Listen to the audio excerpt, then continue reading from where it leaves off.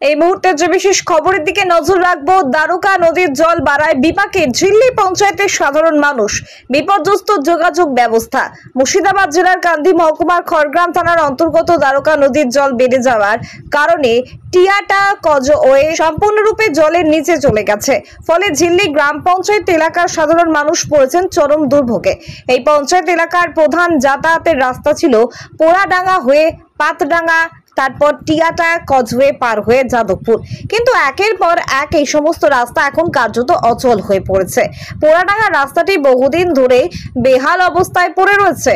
টিয়াটা causeway এখন জলের তলায়, আর যাদবপুরের ব্রিজটিও ভেঙে পড়েছে। ফলে যোগাযোগ ব্যবস্থা পুরোপুরি বিপর্যস্ত। ঝিল্লি এলাকার মানুষ এখন অনেকটাই ঘুরো পথে, প্রায় 10 থেকে 12 কিলোমিটার অতিরিক্ত রাস্তা পেরিয়ে বীরভূম হয়ে চলাচল করতে বাধ্য হচ্ছেন। সবচেয়ে সমস্যায় পড়ছেন পঞ্চায়েতের আধিকারিক এবং কর্মীরা। অফিসে পৌঁছাতে প্রতিদিন তাদের ঝুঁকি নিয়ে যাত্রা করতে হচ্ছে। স্থানীয় বাসিন্দারা জানান, আমাদের পঞ্চায়েতের ভৌগোলিক অবস্থান এমনিতেই সমস্যাজনক, তার উপর বর্ষার সময় জল বাড়লেই যোগাযোগের কার্যত বিচ্ছিন্ন হয়ে যায়। এই দুরবস্থায় দ্রুত সমাধানের দাবি জানিয়েছেন এলাকাবাসী। তারা চেয়েছেন টিয়াটা কজওয়ের ওপর একটি স্থায়ী সেতু নির্মাণ এবং পোড়াডাঙ্গা, পাতডাঙ্গা, যাদবপুর রাস্তাগুলো দ্রুত সংস্কার, যাতে এই মৌসুমে আর কষ্ট না হয়। প্রশাসনের পক্ষ থেকে এখনো পর্যন্ত কোনো স্থায়ী ব্যবস্থা না নেওয়ায় ক্ষোভ বাড়ছে সাধারণ মানুষের মধ্যে।